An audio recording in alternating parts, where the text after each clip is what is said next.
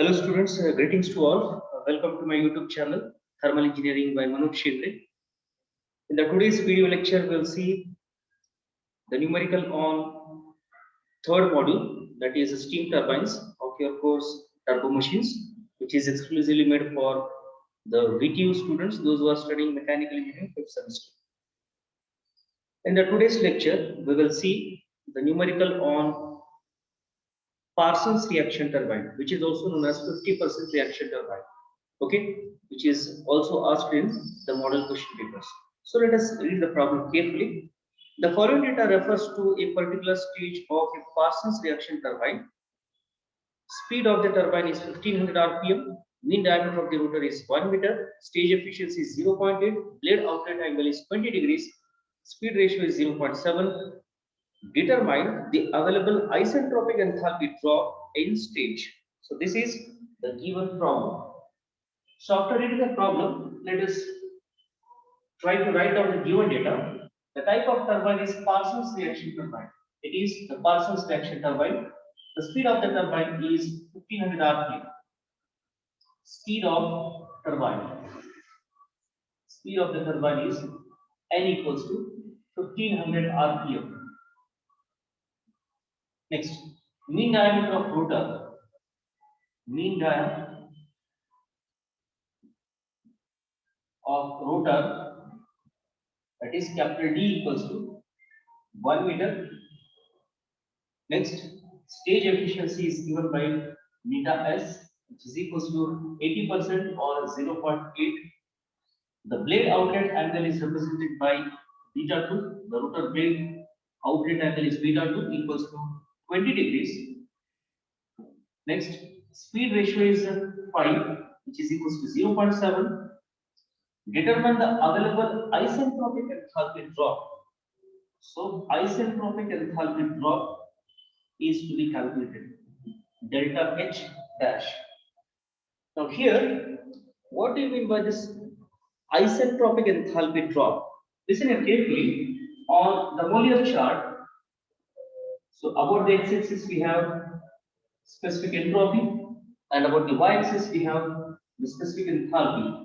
Of course, in terms of kilojoules per kg, and here kilojoules per kg kelvins. Kilojoules per kg kelvins. Okay. So this is the saturation curve, of course. Saturation curve. And these are the isobaric lines. These are the isobaric lines, or constant pressure lines. Constant pressure lines. If we consider the inlet condition of the steam as dry saturated steam, so this will be the point at the inlet. Say for example, this is some pressure. P1, P2, P3, we have P0, P1, and P2. P2 is the inlet pressure. Let me take here. Pi inlet pressure, P intermediate pressure, and P0 as the outlet pressure. Okay. Ideally speaking, if we ignore any kind of losses in the turbine, then I can say the expansion takes place isentropically. The expansion takes place isentropically. This is the first point, and this is the second point. Let us take it as 2 dash. Let us take it as 2 dash. But in actual practice, there are some losses. There are some losses. So that's why the dotted line represents the actual expansion of steam, that is 2. So 1 to 2 is actual expansion, and 1 to 2 dash is a isentropic expansion. So if you move from 1 point to 2 dash, I can observe S1 equals to S2 dash. Is there any change in entropy? No, there is no change in entropy here. Okay. Now the corresponding enthalpy drop, this is H1, this is H2, and this is H2 dash. This is H2 dash. This is H2 dash. Now, how to define the stage efficiency. Listen here carefully. The stage efficiency is defined as the actual enthalpy drop, that is H1 minus H2 divided by the isentropic enthalpy drop H1 minus H2 dash. Or else I can write this as delta H by delta H dash. So delta H is the actual enthalpy drop and delta H dash is the isentropic enthalpy drop. So in question he is asking us to calculate what is the isentropic enthalpy drop delta H dash. Is that clear? Okay, delta H dash. So let us draw the combined velocity triangle for this particular condition, and we know that for the Parsons reaction turbine or 50% reaction turbine, the required combined velocity triangle is like this. This is U here, the tangential velocity of the blade. This is the inlet velocity V1. This is the relative velocity component VR1. This is the vertical or axial velocity component VF1, and this will be the horizontal velocity component. V1 makes an angle alpha 1 with respect to horizontal, and VR1 makes an angle beta 1 with respect to horizontal, and this complete vector is VU1, the tangential velocity component VU1. Okay. Now, as far as the outlet velocity triangle is considered, this is an outlet velocity triangle. This will be VR2. This is V2, and this will be VF2, the flow velocity component VF2. This is alpha 2, and this is beta 2. And this velocity vector is VU2, the tangential velocity component at the outlet. Tangential velocity component at the outlet VU2. Okay. So this is the corresponding combined velocity triangle for a 50% reaction turbine or Parsons turbine. Make sure that while drawing the velocity triangles, V1 should be equals to VR2. I mean the magnitude or the length of V1, it should be equals to VR2. VR1 should be equals to V2. Beta 1 should be equals to alpha 2, and beta 2 should be equals to alpha 1. So this is a condition for 50% reaction turbine. Is that clear? Okay. Now here we need to get the value of isentropic enthalpy drop across the turbine. The isentropic enthalpy drop here. Okay. Now we know that if the speed and diameter is given, it is very often to calculate the value of u, that is tangential velocity pi dm by 60. So this is formula. Do the substitution and get the value of tangential velocity, that is u in terms of meter per second. U is equals to the expected value for u is 78.54 meter per second. 78.54. This is in meter per seconds. This is in meter per seconds. Okay. Now here we need the value of work done. So once you get the value of work done, see in the steam turbines, just now we have drawn the Molière chart. Okay. Just now we have drawn the enthalpy versus entropy, specific enthalpy versus specific entropy curve. In that, the actual enthalpy drop, that is H1 minus H2. If you are drawn the figure, just look at the figure carefully. H1 minus H2 will give you the work which is obtained from the turbine, whereas H1 minus H2 dash will be the isentropic enthalpy drop. The isentropic enthalpy drop across the turbine if we ignore all the kind of losses. Okay, so the numerator term will be equivalent to the work done. Okay, so fine. So work done is given by work done or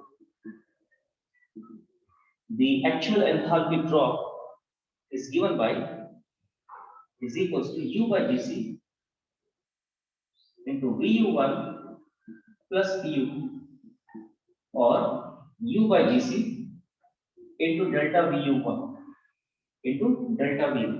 So the algebraic sum of VU1 and VU2 is delta VU. Delta VU. Now we know that the VU1 is nothing but V1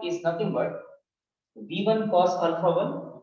So here delta VU can also be written as, while deriving the equation for condition for maximum blade efficiency, we have seen that delta VU can be written as V1 cos alpha 1 here, V1 cos alpha 1 plus, so how to write VU2? So this VU2 can also be written as VR2 cos beta 2 minus U. VR2 cos beta 2 minus U. Okay, listen carefully. From this triangle, I can write cos beta 2 equals to the complete base is U plus VU2 divided by the hypotenuse is VR2. So VU2 equals to VR2 cos beta 2 minus U. VR2 cos beta 2 minus U. So let us substitute in this VU2 as VR2 cos beta 2 minus U here. Okay. Now we know that VR2 can also be written as V1. VR2 can also be written as V1. Okay. And beta 2 can also be written as alpha 1. So delta VU equals to V1 cos alpha 1 plus, so instead of VR2 I can write V1 cos, instead of beta 2 I can write alpha 1 minus U as it is.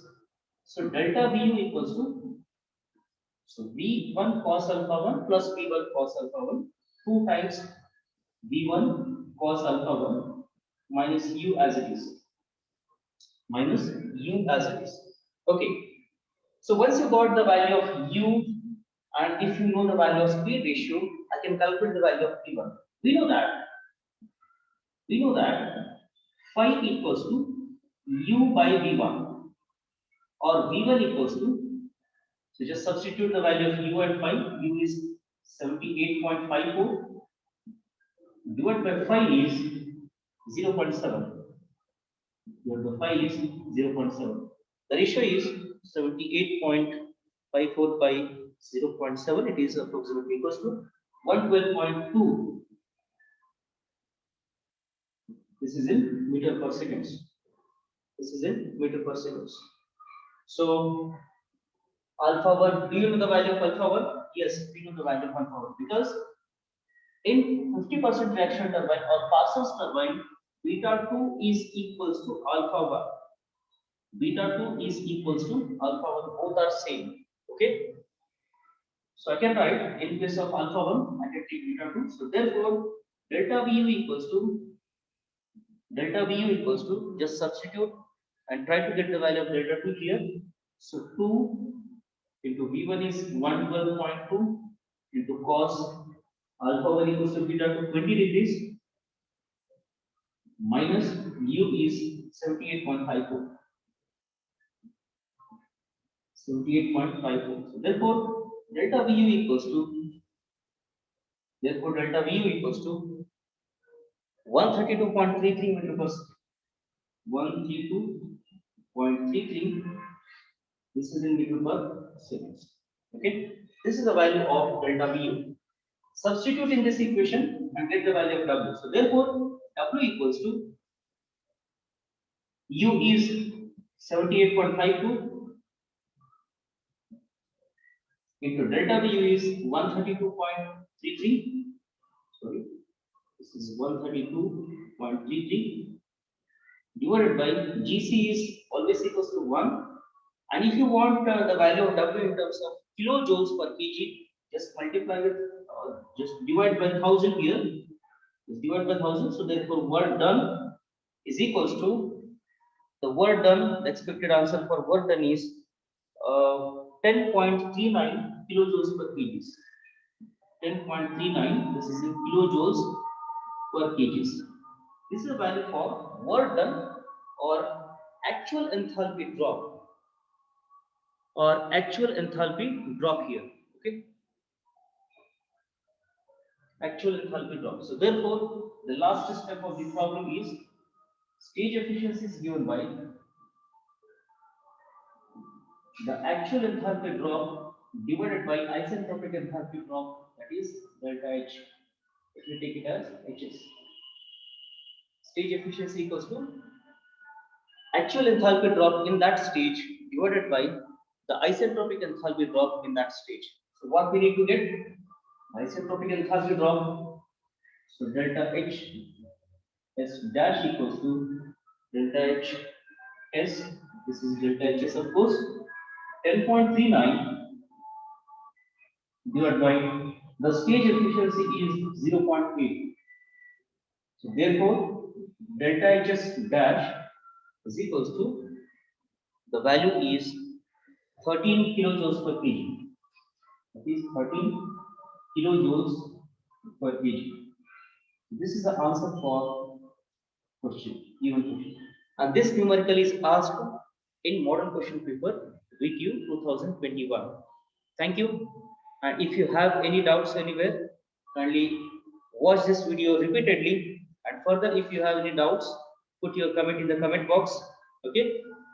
And if you want the notes or clarification regarding any doubts or queries, you can send your queries on the WhatsApp 98865 39074. So don't forget to like the channel, share and subscribe the channel. And don't forget to press the bell icon so that whenever I put a new video on YouTube, you'll get the notification instantly. So thanks for watching this video till end. Thank you and have a great day.